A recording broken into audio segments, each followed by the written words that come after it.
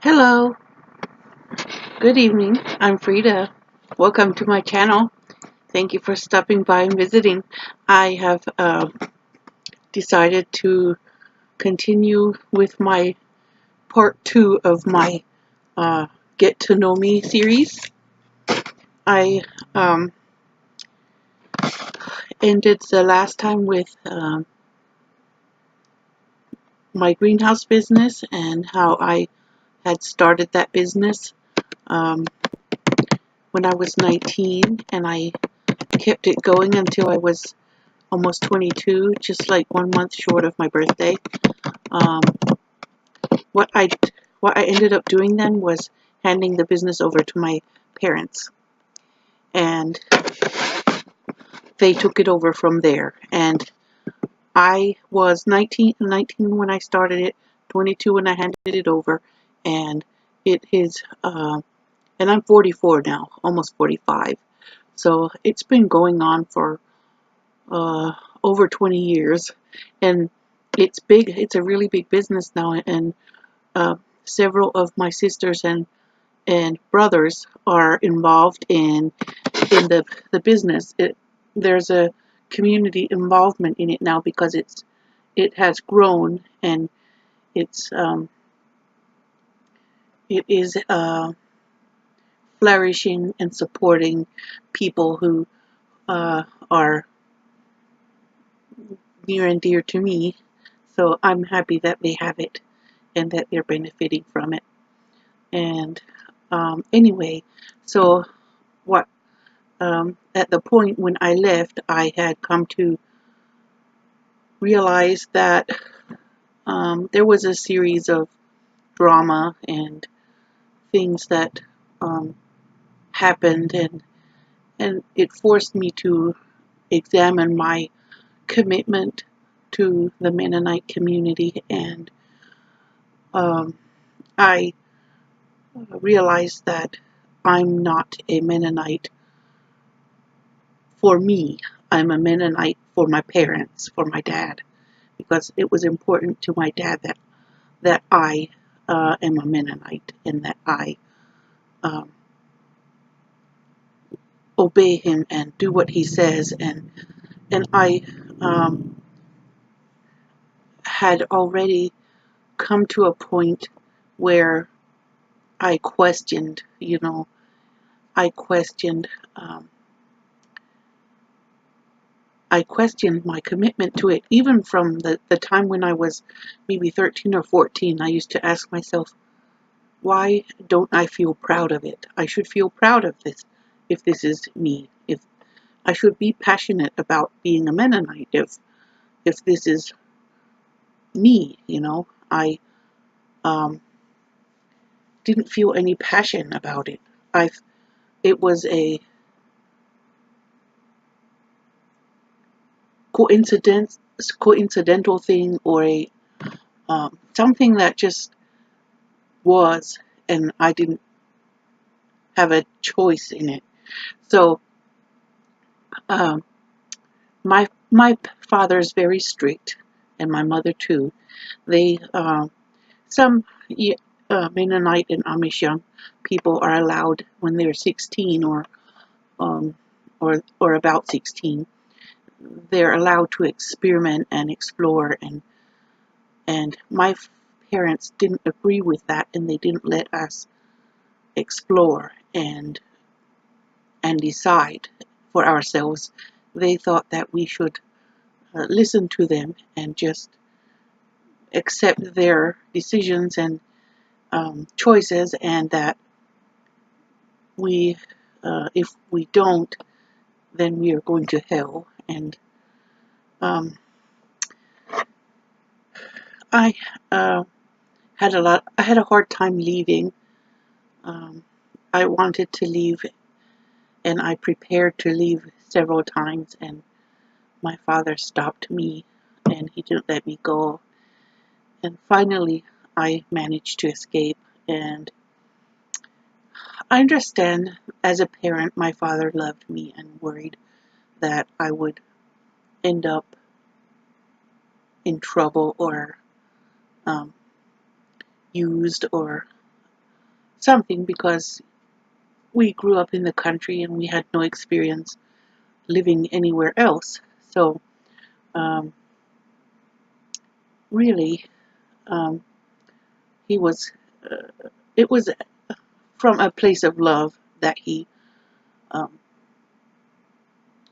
was trying to convince me that um, I need to be a Mennonite, and so he can look after me, I guess, make sure I'm okay because I'm his daughter. Anyway, um, I'm trying to think kindly about it, even though I was angry at that time when I was young. It made me angry, and I um, rebelled, I guess, because I didn't want to be um, to not be able to choose um, my path. And I also had questions about God and things uh, about God that um, wasn't really addressed. Maybe um, they. I overheard. I used to wonder in my mind, if God is three, then who do we pray to? If he's three, shouldn't we pray to all three? And it was something I thought about in the back of my mind sometimes. And then when I was teenage, but because as a teenager I was a heavy thinker, I read heavy books and I read literary classics, children's classics, and anything I got my hands on, I read all the time. And I was a thinker, and so I thought about um, this subject sometimes. I didn't say anything because I knew what probably they would say. Because one time I overheard my grandfather and another man talking, and my mom's dad. They were talking about whether to pray to Jesus or to God, and I heard them say that, well, if you pray to Jesus, it goes to God, or if you pray to one, it goes to the other, or something like that. And I just took that to heart, and I thought of it over and over and over, that I don't think it's right. So anyway, that was what began my internal dialogue about where I want to go, and then by the time I was nearly 22, I was ready to leave and revolt, and I found a little crack in the fence and I escaped. And my parents, of course, I let them know where I was, but I knew that they couldn't do anything to force me to come back because I was already over 18, and so I let them know where I was, and I never hid or anything. They knew where I was, but they used to call me a lot on the phone and beg me to come back. And I was like, no, I would be a hypocrite if I came back, because I don't believe what you believe, and I don't think that it's right for me to continue the facade.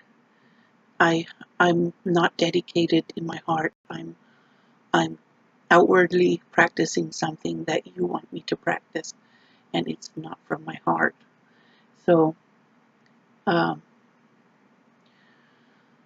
it was a very uh, a time of upheaval that I was in. I was experimenting with a lot of different things, and um, meeting a lot of different people, and having friendships and things.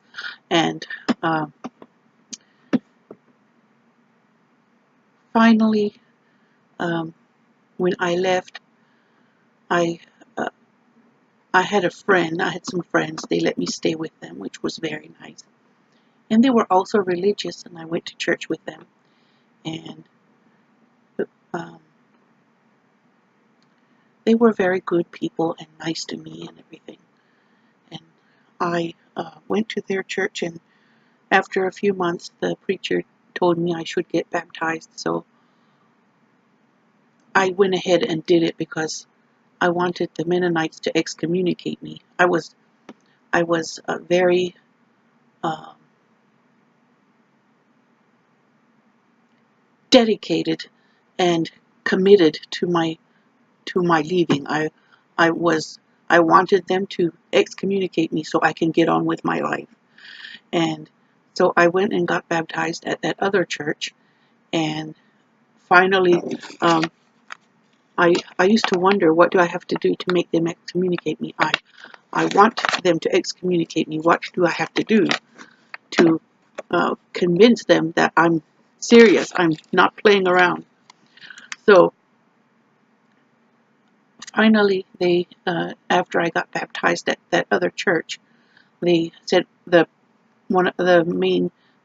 biggest, most powerful preacher sent me a letter and said that because I joined another church that I can no longer be a Mennonite. So I was happy. I was very happy that I could finally be free, and I was set free. Um, and then I began I decided I wanted to go to college because those were two things I wanted to do when I left home. I wanted to go both. I wanted to find God for myself, and I wanted to go to college. That's what I wanted to do, those two things. Everything I have said I will do in my life, especially the big things, I have done. I said I was going to open a greenhouse business, and I did it. I said I'm going to leave home, and I did it. I said I'm going to start a greenhouse. I said I'm going to find God on my own, and I began that journey at that time. It took a while, but um, I began visiting different churches and things like that. And I also, um, the old woman that I lived with helped me, and she took me to an adult learning center so I could get a GED. So I took that test. Yes, they gave me a practice exam to see what my level was, and what I should study in order to pass the GED exam, and I did it. I took the exam, the practice test, and they told me, "You're ready. You don't have to study." So there's something to be said. The Mennonite way of teaching and raising children is beneficial. I was left to read what I wanted to read when I was a teenager, and I learned on my own, and I worked with my family, and I learned about life, and I opened a business, and I learned things that anyway. So I didn't need to study for my test. So I went for the very next GED exam, and I passed, of course, and I won a scholarship to a college, a community college nearby. So I was very excited that um, I started college. Less than a year after I left home, I was enrolled in a college, and I began going to college. I took evening classes because I worked during the day at Walmart in the deli. Excuse me, my asthma is kicking. I'm sorry. I need to take my medication. Anyway, um, so I went to college and worked and had friends.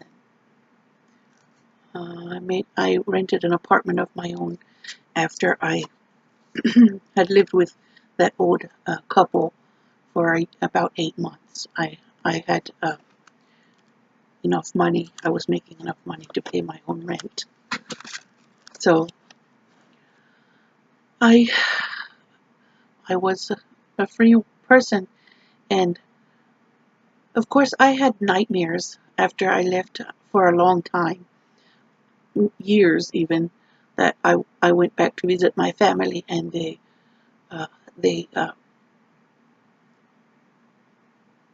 caused me or forced me to stay there, and I wasn't able to leave.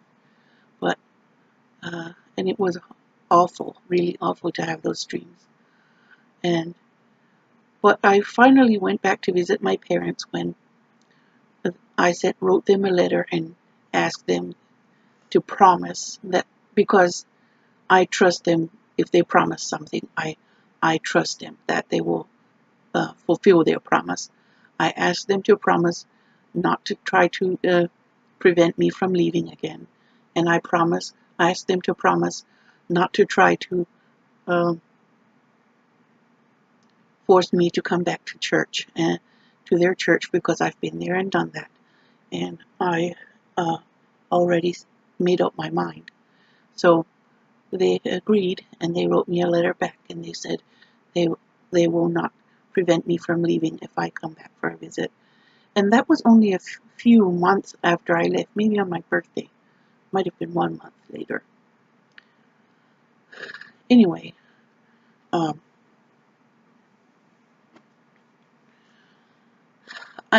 I don't remember the time frame of everything.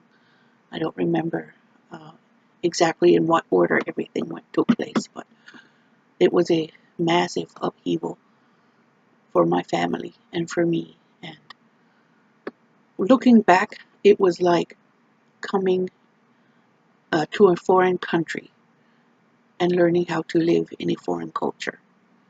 And I I was happy because I was doing what I said I was going to do and what I wanted to do, which was go to college. And I went to a lot of churches. Whenever I had friends in college who went to church, I would go ask to go with them, or they would ask me sometimes, and I would visit their churches, and then things things moved around, things changes came along, and I moved to Louisville, Kentucky, and I went to college in Louisville, Kentucky, and I worked at UPS at the UPS hub in Louisville, Kentucky, and I liked my life there uh, enough, but um, I continued going to different churches when I was in Louisville, and um, finally one day I went to a church, and I said, "This is the last time I'm going to church. I'm never going again. I don't believe I'm going to find God how I'm seeking Him in these churches." So, and I'm not preaching to anyone. I'm just trying to explain my journey and how it played out. Um,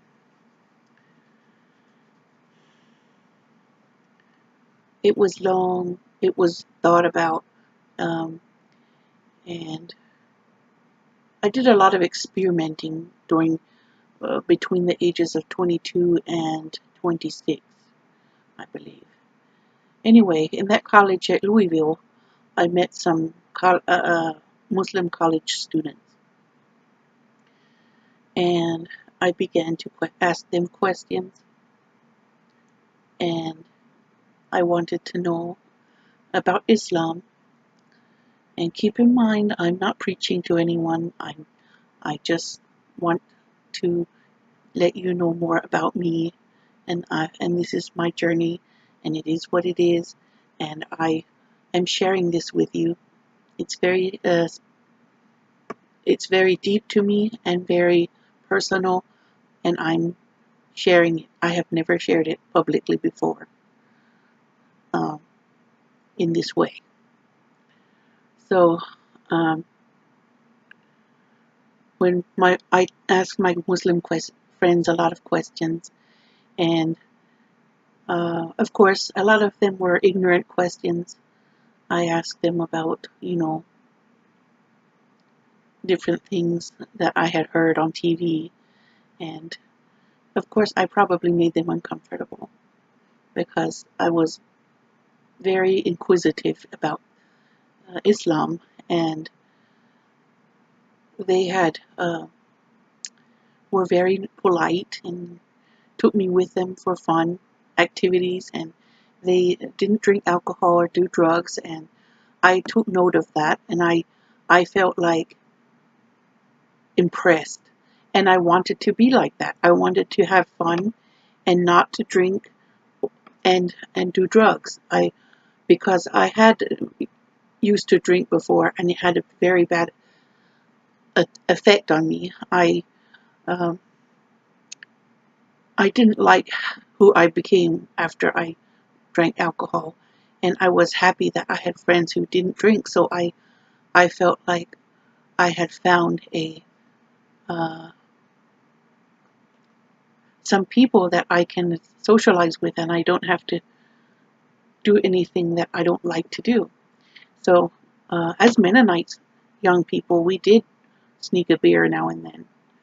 So uh, it wasn't something we didn't do when we were Mennonites. It was something that we did do sometimes.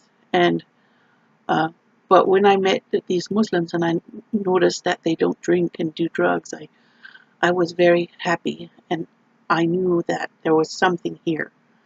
And they had great times. We drove around, we went to uh, fishing, and we did all kinds of hilarious things. We went uh, to parks and um, joked around and had great times, and no hangover the next day. So I enjoyed that, and we when Christmas time came, and it was, I guess, after my 25th birthday. I was still going to school and working at UPS, and I lived in a studio apartment in downtown Louisville. And because my family was living in Kentucky at the time when I left. So we, uh, when Christmas time came after I was 25, um, one of my Muslim friends asked me what I want for Christmas, because they never pressured me to convert or anything. They just let me be who I was. And who I was a seeker. I was a seeker. I wasn't uh, sure yet at that time how I was going to end up worshiping God or getting closer to God. And when they asked me at Christmas time what I want, I said I want a Quran in English. And they did. They gave me a Quran in English. It was very nice of them. And they told me in very simple words. They had a strong accent, but they said it simply. They said, if you believe the Quran, then you're a Muslim. And if you don't believe it, then you're not. And there was no pressure. There was no pressure at all. So I took the Quran, and I was super happy. I started to read, and as I read, I couldn't find anything I didn't believe. I read through it, and I couldn't find anything I didn't believe. And so finally, after reading and studying and asking questions for 8 months, um, I became a Muslim, and I took my vows. I said my oath. I took my oath, or whatever it's called. What is it called? Um, Shahada in Arabic. Um, it's where you swear that there's only one God, and that Prophet Muhammad was his messenger. And that was it. That's all I had to do. If I believe that, then I'm a Muslim. And I believed that there's only one God and that Prophet Muhammad is a messenger from him. And that was it. That sealed the deal. I learned a lot after that. I read the Bible in a completely new, with fresh eyes after that. And I read the Quran and the Bible back to back and simultaneously. And that's how I came into being a Muslim. And I didn't give up the Bible. I grew up. I just don't know any better way to say it than that I grew up. I still read the Bible and I learned more from it, and I read the Quran and I learned more from it, and my life was changed. I was much happier, and I I was excited, and I still am very happy and in my faith, and I'm happy that I became a Muslim, and I still I just want to share, my journey. It's not about trying to convert everyone and uh, things like that. I, I don't mind sharing my story, and if you want to know more about me, this is more about me. Thank you for watching. Have a good Sunday. Bye bye.